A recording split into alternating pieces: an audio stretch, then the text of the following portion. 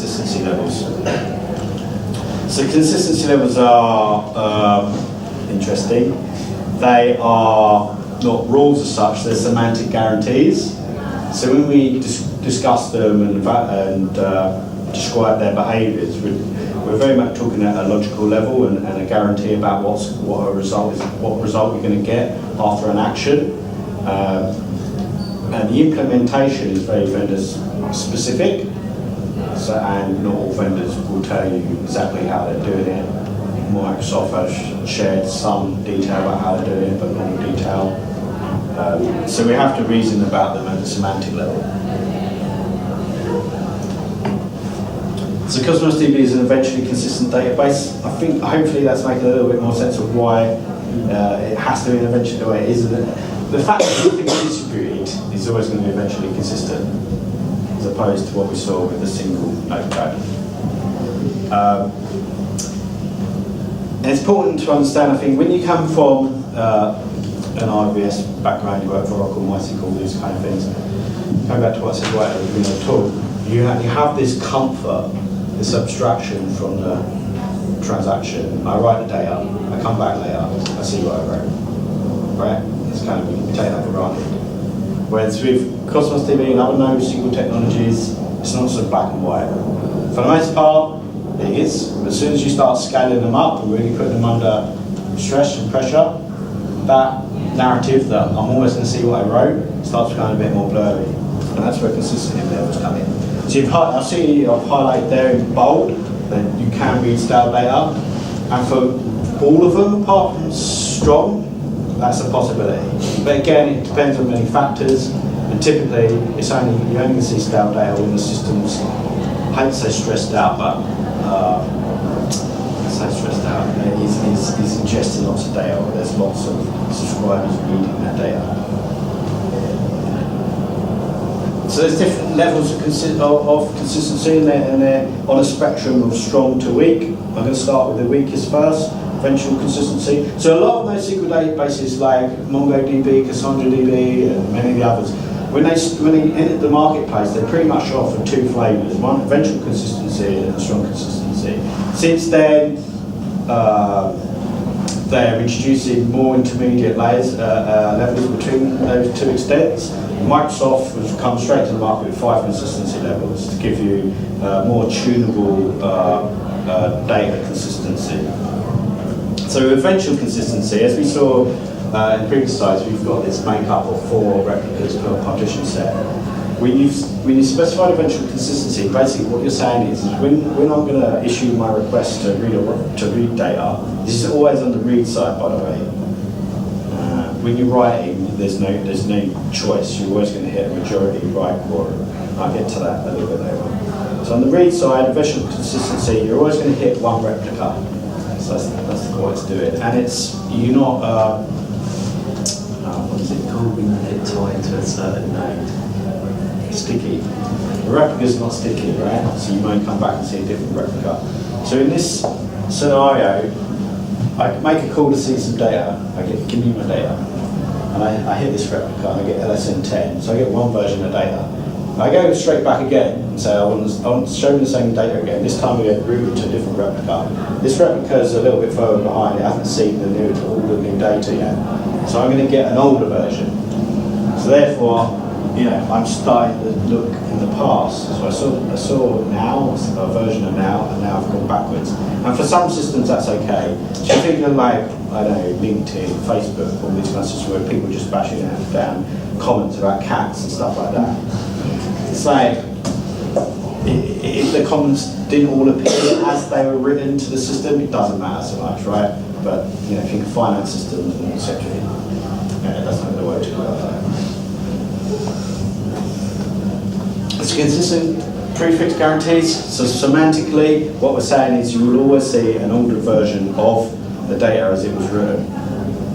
You're not guaranteed to see that same ordered version every time you visit, because you will go to different replica sets. But the guarantee is you're not going to see missing data. So you can see here, this is an example of where this consistent prefix isn't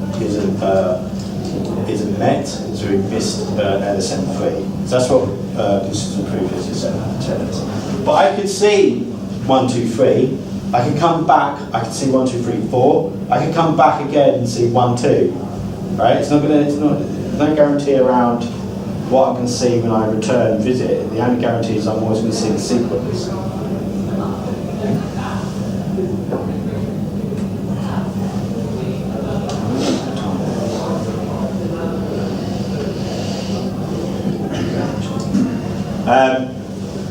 Session token. So the second token is really interesting actually. It really sets itself apart from the other consistency levels.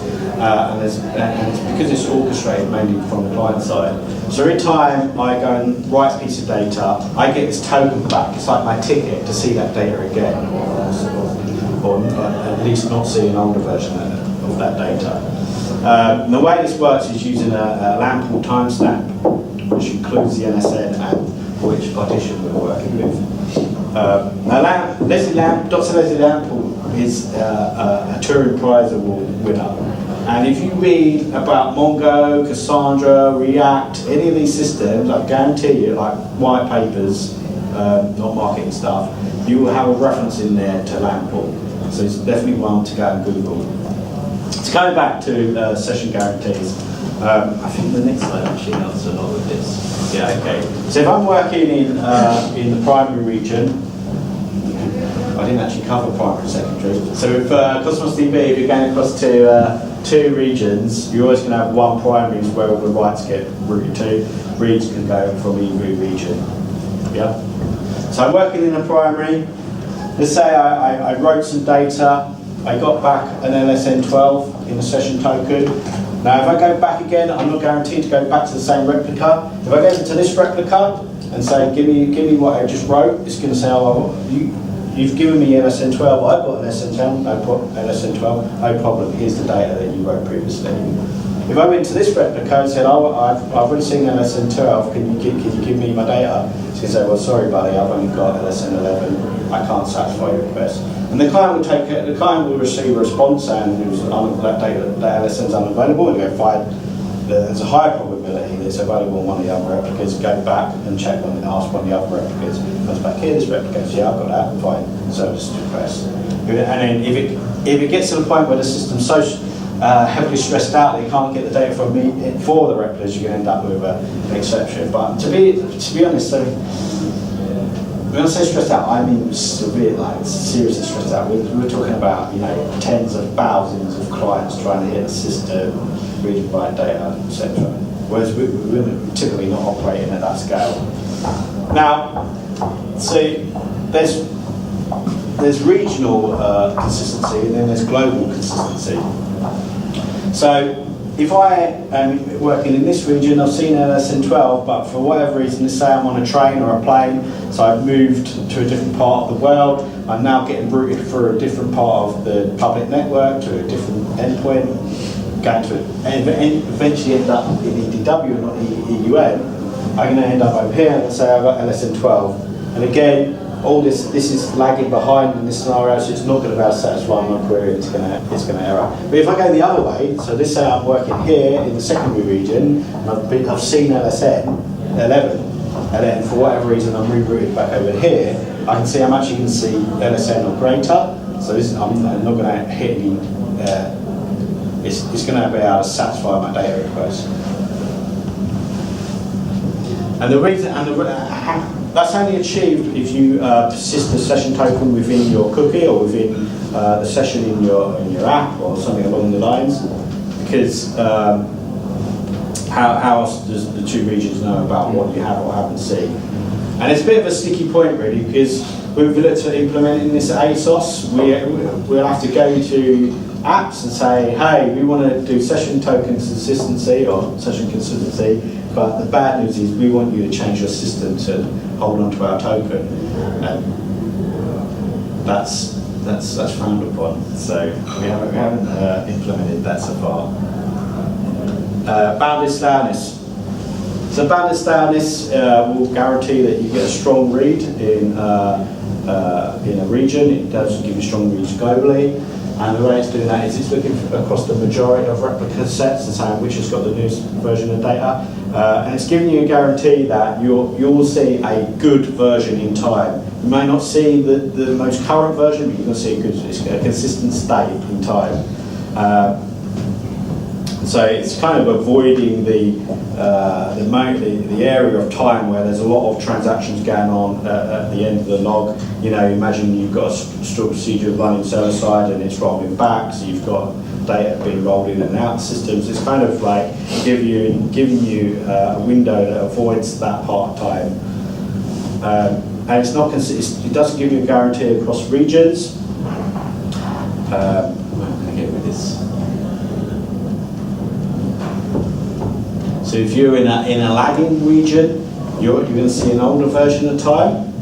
And what it's doing is it's guaranteed that you will only see an X number of old versions or a limited time period. And what happens is if you, in the secondary region, because data's flying into this at such a velocity that this region is actually struggling to replicate the data rights on this side, it's slowly getting further and further behind, right? It's not catching up. What they'll do is they'll throttle writes on this side to allow this to catch up. So when you're set in that bounded status window, you say, oh, I don't want it more than 5 minutes. What you're doing is you're setting a limitation on when it will start throttling writes. But again, this is only really going to come into effect when we're really hammering the system, because for the most part it's capable of keeping up with the lag.